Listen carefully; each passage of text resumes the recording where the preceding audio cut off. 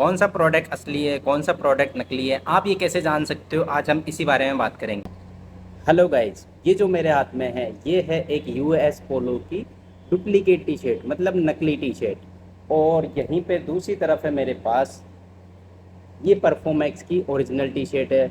ऐसे ही मेरे पास एक और टी शर्ट है, ये है बीइंग ह्यूमन की। देखो यहाँ से आप देख पाओगे, ये है बीइंग ह्यूमन की मेरे पास डुप्लीकेट टी शर्ट। और यहीं पे मेरे पास है एक DNMX, आप शायद देख पा रहे हो, DNMX इसकी ओरिजिनल टी शर्ट। अब आज हम यही जानने वाले हैं इस वीडियो में कि कौन सी टी शर्ट असली है, कौन सी नकली है, इसका पता कैसे करें।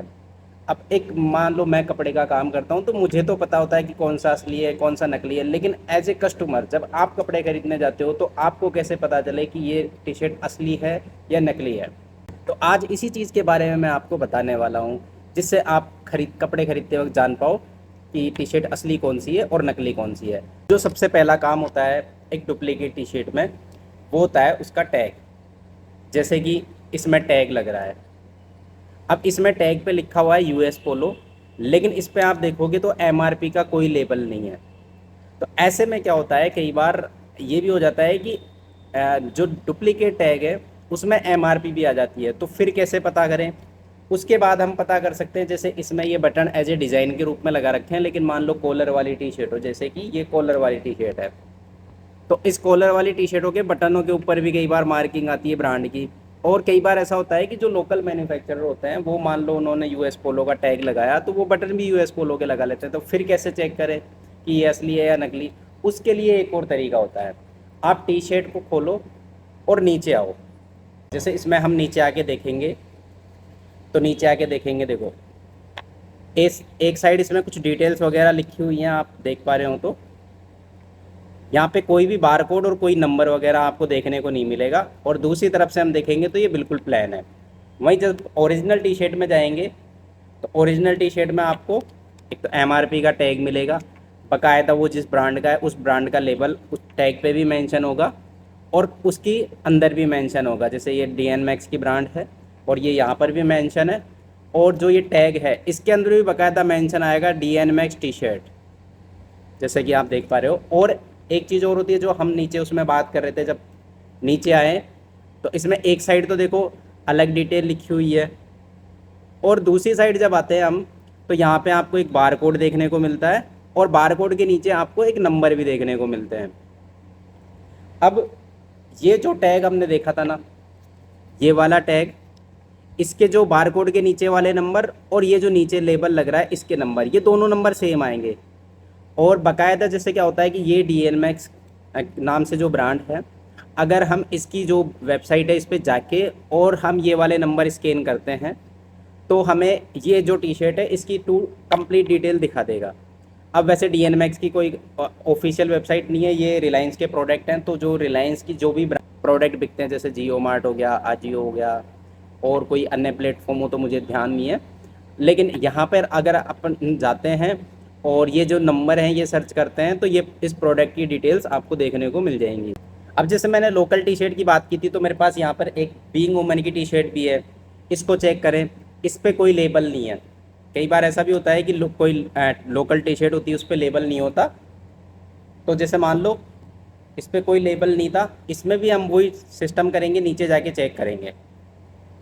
इसमें यहाँ पे नीचे आके हमने देखा कोई बारकोड नहीं है, दूसरी तरफ बिल्कुल प्लेन है, सिर्फ इस फैब्रिक के बारे में कुछ डिटेल्स लिख रखी हैं जो फालतू की हैं, जिनका कोई मतलब नहीं है।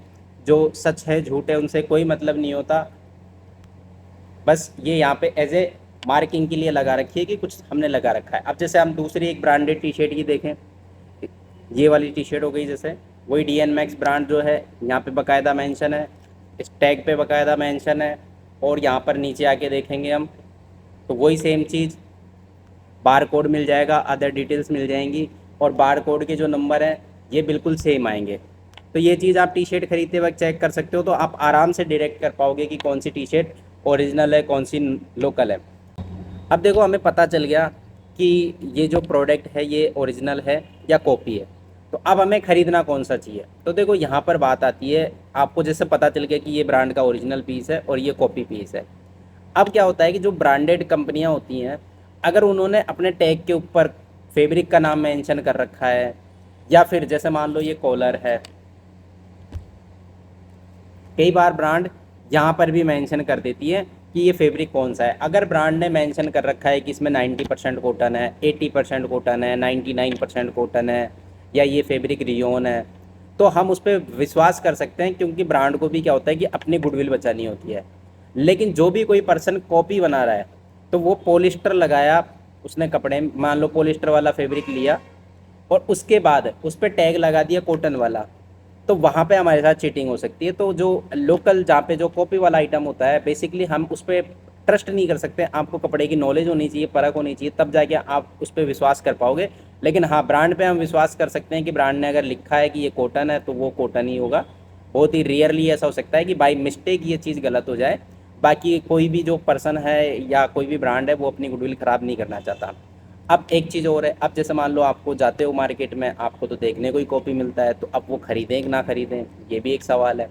तो कपड़े जो होते हैं बेसिकली हमें अपने शरीर को कंफर्ट देने के हिसाब से पहनने होते हैं। लेकिन जो आजकल का हमारा कल्चर कुछ इस टाइप से बन गया, हम लोग वेस्टर्न कल्चर में इन्फ्लुएंस में आ गए, तो हम लोग क्या होता है कि भारी लुकिंग को देखते हैं कि कपड़ा पहनने के बाद हमारे ऊपर कैसा लग रहा है। अगर हमें अच्छा लगता है तो हम ले लेते हैं, भले ही वो शरीर के लिए अच्छा हो या ना हो। तो बेसिकली मैं भी आपको ये रिकमेंड करूँगा कि जैसे मान लो अगर आप कोई कॉपी प्रोडक्ट है, आपको देखने में अच्छा लग रहा है, पहनने में अच्छा लग रहा है, तो आप उसे खरीद सकते हैं। अब एक चीज़ और है जो मैं आपको बताना चाहता हूँ, जैसे मान लो कॉपी प्रोडक्ट है और ओरिजिनल प्रोडक्ट है। ओरिजिनल प्रोडक्ट में 4000 का भी शर्ट आता है, 5000 का भी आता है, 1000 रुपये का भी आता है, 500 का भी आता है, 10,000 का भी आता है। अलग अलग ब्रांड के अलग अलग कैटेगरी होती है, उसके हिसाब से वो लोग प्राइस लगा के रखते हैं। लेकिन कॉपी जो प्रोडक्ट होता है उसमें आप 1000-2000 रुपये में शर्ट ना खरीदें। जींस मान लो आप मैक्सिमम 1000 से 2000 रुपये मैक्सिमम बता रहा हूँ। वैसे मैं रिकमेंड करूँगा आपको कि कॉपी जींस आप 1000 रुपये से ज़्यादा में भी ना खरीदें, शर्ट भी 1000 रुपये से ज़्यादा में ना खरीदो। ये मैक्सिमम से मैक्सिमम बता रहा हूँ मैं। हो सकता है जो कॉपी जींस है वो आपको 700-800 रुपये में मिल जाए, जो शर्ट है वो 400-500 रुपये में। मैक्सिमम बता रहा हूँ 700-800 रुपये। हो सकता है कि बहुत ही बढ़िया तरीके का फैब्रिक यूज़ में लिया है कॉपी प्रोडक्ट को बनाने के लिए, तो भी मैक्सिमम ये रेट जाती है। अगर कोई भी बंदा आपसे कॉपी प्रोडक्ट है, जैसे मान लो US पोलो की कॉपी जींस है, उसके आपसे 2000 रुपये चार्ज कर रहा है, ना मत खरीदो उसको। बिल्कुल वो उस पैसे के लायक नहीं है प्रोडक्ट। और जैसे मान लो कॉपी प्रोडक्ट है, कोई टी शर्ट मिल रही है आपको 1000 रुपये में, बिल्कुल मत खरीदो उसको, क्योंकि वो उस पैसे के लायक नहीं है। हाँ, लेकिन कोई ब्रांड आपसे चार्ज कर रहा है तो वो एक्चुअली में गुडविल चार्ज भी करता है आपसे, कि कोई ब्रांड है बहुत बड़ी, वो 5000 रुपये का शर्ट बेच रही है, तो उस ब्रांड की कॉस्ट उस शर्ट को बनाने में भले ही 1000 रुपये ना आई हो, लेकिन वो बाकी के जो 5000 चार्ज कर रहा है वो उस गुडविल के चार्ज कर रहा है, उस लेबल के चार्ज कर रहा है जो उसका नाम है। तो ये चीज़ है, तो वहाँ पे तो वर्थ इट है। और इस वीडियो को बनाने का मतलब सिर्फ इतना सा था कि आप कॉपी प्रोडक्ट और ओरिजिनल प्रोडक्ट इन दोनों के अंदर डिफरेंस महसूस कर सकें। इसके अलावा जैसे बहुत सारे और भी लोग होते हैं जो अपनी खुद की मैन्युफैक्चरिंग करके खुद की शर्ट बनाते हैं। अगर आप लोग चाहते हो कि मैं उस पर भी वीडियो बनाऊं, तो नीचे कमेंट बॉक्स में कमेंट करके ज़रूर बताना, अपन उस पर भी खुल के डिस्कस कर सकते हैं। बाकी मेरा उद्देश्य किसी को हर्ट करने का बिल्कुल भी नहीं था। यदि फिर भी इस वीडियो से किसी को बुरा लगा हो तो मैं क्षमा चाहता हूँ। बाकी आप किस टॉपिक पे वीडियो देखना चाहते हैं ये आप मुझे नीचे कमेंट बॉक्स में कमेंट करके ज़रूर बता सकते हैं। फिर मिलते हैं किसी और वीडियो में, तब तक के लिए गुड बाय।